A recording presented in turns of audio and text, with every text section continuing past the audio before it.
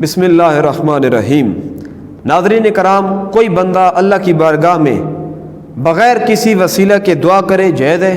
اللہ فرماتا ہے اجیب دعوت الداعی اذا دعان، کہ دعا کرنے والا جب بھی مجھ سے دعا کرے میں اس کی دعا قبول کرتا ہوں۔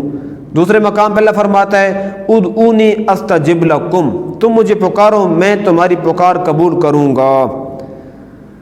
اور کوئی بندہ دعا کرتے ہوئے اللہ کے کسی مقبول بندے کا وسیلہ پیش کرے اور دعا کرے تو اللہ رب العالمین وہ دعا بھی قبول کرتا ہے اور وہ دعا کرنا بھی جائز ہے۔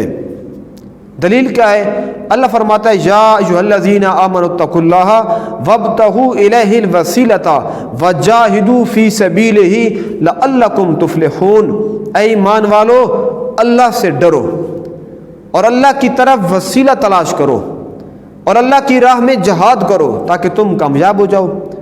اب اللہ کی طرف وسیلہ تلاش کرو، وابتغوا الیہ الوسیلہ۔ اب عمل دکھاتا ہوں کس کا؟ جو لوگ ہر وقت کہتے ہیں نا صحابہ کا عمل دکھاؤ، اب میں ان کو صحابہ کرام میں سے اس صحابی کا عمل دکھاتا ہوں جس صحابی کو میرے محبوب کریم صلی اللہ علیہ وآلہ وسلم نے دعاؤں میں اللہ سے مانگا تھا اے اللہ مجھے یہ عطا فرما دے، اور وہ صحابی جس نے جیسا کہا میرے اللہ نے اس کے مشورے پر قرآن کی آیات نازل فرما دی۔ اس صحابی کا عمل پیش کرتا ہوں جس صحابی کے بارے میں میرے نبی پاک فرماتے ہیں کہ جس راستے سے وہ آتا ہے نا آگے سے شیطان بھی بھاگ جاتا ہے، شیطان بھی اس کا راستہ چھوڑ دیتا ہے۔ وہ کون ہے؟ امیر المومنین تاجدار عدالت خلیفہ ثانی عمر بن خطاب رضی اللہ تعالی عنہ۔ اور روایت کہاں کے ہے؟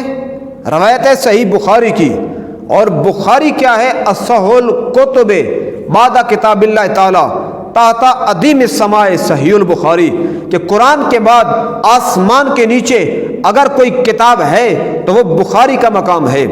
اور بخاری کیا کہتا ہے؟ فرماتے ہیں حضرت انس بن مالک رضی اللہ تعالیٰ عنہ اس حدیث کے راوی ہیں، حضرت انس کہتے ہیں کہ جب بھی حضرت عمر بن خطاب رضی اللہ تعالیٰ عنہ کے دور خلافت میں قحط پڑ گیا تو انہوں نے دعا کی۔ کس طرح؟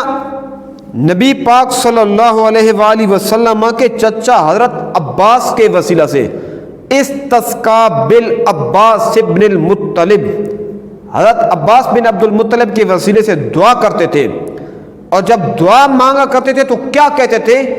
کہتے تھے اللہم انا کننا نتوسل الیک بنبینا، اے اللہ ہم تیری بارگاہ کے اندر اپنے نبی صلی اللہ علیہ وآلہ وسلم کا وسیلہ پیش کیا کرتے تھے۔ فتسقینا، اور اے اللہ تو ہمیں بارش عطا فرماتا تھا۔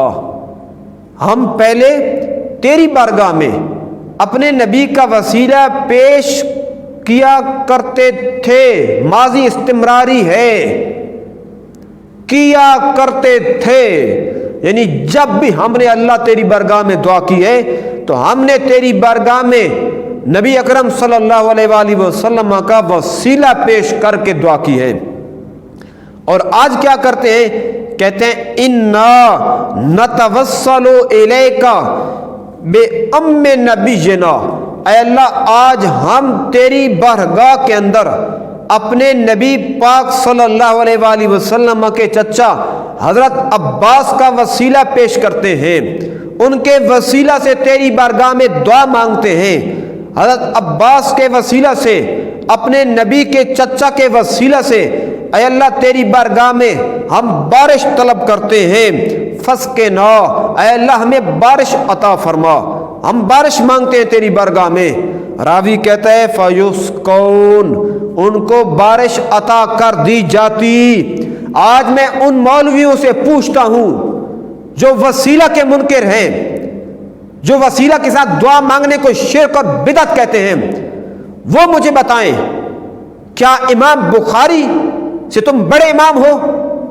کیا امام بخاری سے بڑھ کے تمہیں دین کی سمجھ ہے؟ کیا امام بخاری کو پتہ نہیں تھا کہ وسیلے کے ساتھ دعا مانگنے والی روایت میں نقل کر رہا ہوں؟ اور عمل کس کا پیش کر رہا ہے؟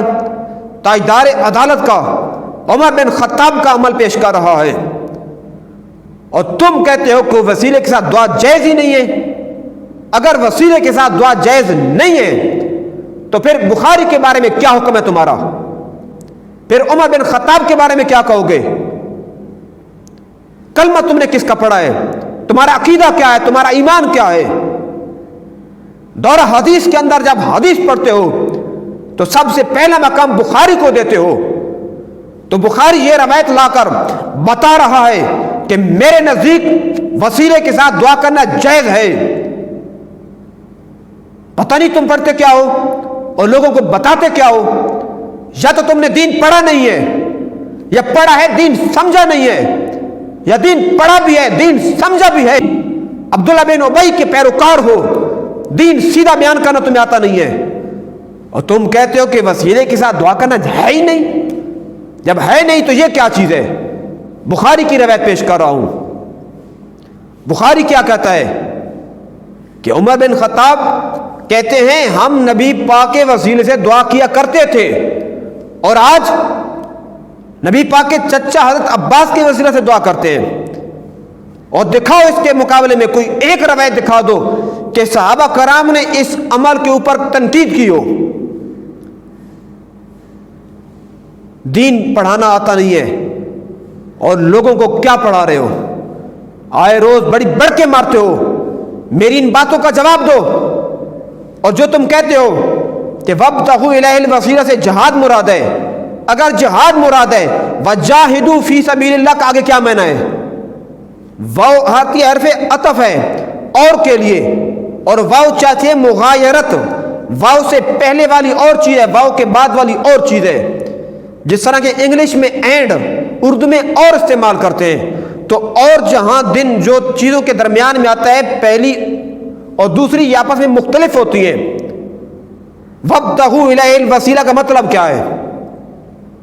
کیا عمر نے قرآن نہیں پڑھا تھا؟ کیا امام بخاری نے قرآن نہیں پڑھا تھا؟ آئے بڑے دین کے ٹھیکیدار، آئے روز امت مسلمہ پہ شرک کے فتوے لگا رہے ہو۔ کام تو یہ تھا کہ غیر مسلم کو مسلمان بنانے کی کوشش کرتے، اور تم نے کیا کر دیا؟ اسلام کا دائرہ تنگ کرتے ہوئے امت مسلمہ کے اوپر کفر اور شرک کے فتوے لگاتے جا رہے ہو۔ اپنا ایمان درست کرو، اپنا ایمان ٹھیک کرو، کیونکہ میرے نبی پاک صلی اللہ علیہ وآلہ وسلم ارشاد فرماتے ہیں جب بھی کوئی بندہ کسی دوسرے پر کفر اور شرک کا فتویٰ لگاتا ہے، اگر وہ کافر اور مشرک نہیں ہے تو کہنے والا خود مشرک اور کافر ہو جائے گا۔ اپنے ایمان کی خیر مناؤ۔